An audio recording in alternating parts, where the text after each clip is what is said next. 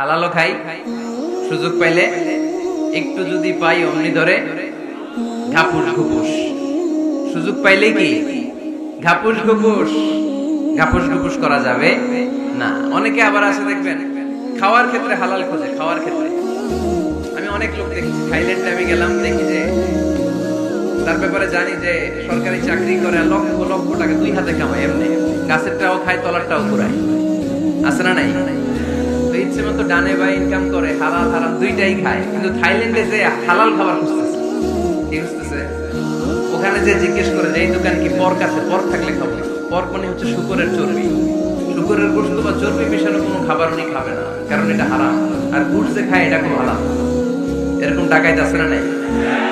তাহলে আমাদের মুসলমানদের সবচেয়ে বড় সমস্যা হচ্ছে আমরা খাওয়ার ক্ষেত্রে হালাল খুঁজি, কিন্তু ইনকামের ক্ষেত্রে ওই জিনিসটা খুঁজি না। এরকম আছে না নাই?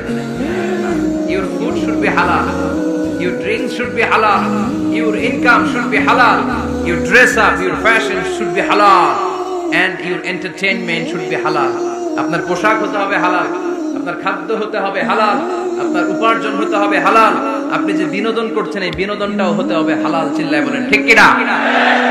হালাল বিনোদন লাগবে, হালাল ড্রেস আপ লাগবে। ছেলেরা কি স্বর্ণ পড়তে পারবে? ছেলেরা কি সিল্কের জামা পড়তে পারবে? আমরা সিল্কের জামা পড়ি না, এটা আমাদের জন্য হারাম করেছে কে? ছেলেরা জুয়েলারি পড়তে পারবে? গলায় চেন পড়তে পারবে? হাতে ব্রেসলেট দিতে পারবে? আছে না নাই? এখানে অনেকের আছে না নাই? দেয়া যাবে? অনেক ছেলে দেখবেন আবার কানের মধ্যে ছিদ্র করে, কসবায় মাশাআল্লাহ এগুলা নাই। আমি বাঁচায় দেওয়ার জন্য কইলাম নাই, আবার ওরা কয় আছে। আছে আছে না, এগুলো করা যাবে? দাড়িতে চুলে কালো রং দেয়া যাবে? এটা ধোঁকাবাজি। এটা কি? মান গাশশানা ফালাইসা মিন্না। আল্লাহর হাবিব সাল্লাল্লাহু আলাইহি ওয়াসাল্লাম বলেন, the person who deceives us he is not among us। যে আমাদেরকে ধোঁকা দেয় সে কখনো আমার উম্মত হতে পারে। মদিনার খেজুরের বাজার ভিজিট করতে গেলেন আল্লাহর হাবিব সাল্লাল্লাহু আলাইহি ওয়াসাল্লাম, অডিট করতে গেলেন।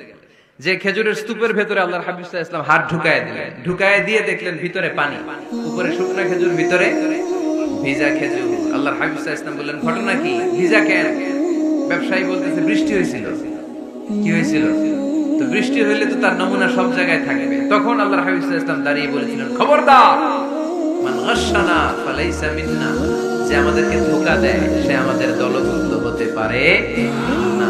এজন্য আমরা যেন কাউকে ধোঁকা না দেই, আমরা যেন হারামের সাথে সম্পর্ক জুড়ে না দেই। আমাদের সম্পর্ক হবে হালালের সাথে। চিল্লায় বলতে হবে কিসের সাথে? আজকের মাহফিলটা তখনই সার্থক হবে যখন এই কথাগুলো শুনে আমরা এই সিদ্ধান্তে উপনীত হতে পারবো যে আমার ফুড, আমার ড্রিঙ্ক, আমার ইনকাম, আমার ড্রেস আপ, আমার এন্টারটেইনমেন্ট, আমার সবকিছু হালাল দিয়ে আমি সাজাবো। আমার জীবনটাকে আমি হালাল দিয়ে সাজাবো। রাজি আছি না নাই? সব হালাল হইতে হবে। নারীদের ফ্যাশন, অনেক নারীরা ফ্যাশন সচেতন। খবরদার, নারীরা টাইট ফিটিং পোশাক পরতে পারবে না। পারবে? পাতলা পোশাক পরতে পারবে না। তারা নিজেদেরকে আবৃত করে রাখতে হবে। টাইট ফিটিং পোশাক পরতে পারবে না, অন্য ধর্মের পোশাক পরতে পারবে না, পর চুলা লাগাতে পারবে না। এই ফোর কর্নার্স, এই বর্ডার গুলো মেনে নারী যে কোনো ধরনের ফ্যাশন নিতে পারে। এই ফ্যাশন গুলোকে বৈধ করেছে কে? এজন্য রাব্বুল আলামিন বলেন, ইয়া আইয়ুহান নাসু কুলু মিম্মা ফিল আরদি হালালান তাইয়্যিবা ওয়া লা তাত্তাবি'উ খুতুওয়াতিশ শাইতান ইন্নাহু লাকুম আদুউম মুবিন। সুবহানাল্লাহ।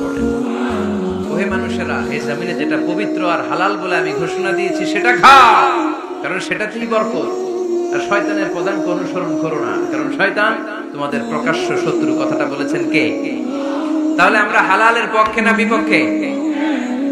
এই আপনাদের গলার আওয়াজ। হালালের পক্ষে না বিপক্ষে? হারামের পক্ষে না বিপক্ষে? আমরা আমাদের জীবনটা হালাল দিয়ে সাজাতে চাই কি চাই না? কারণ হালালে বরকত ঢুকায় দিছে কে?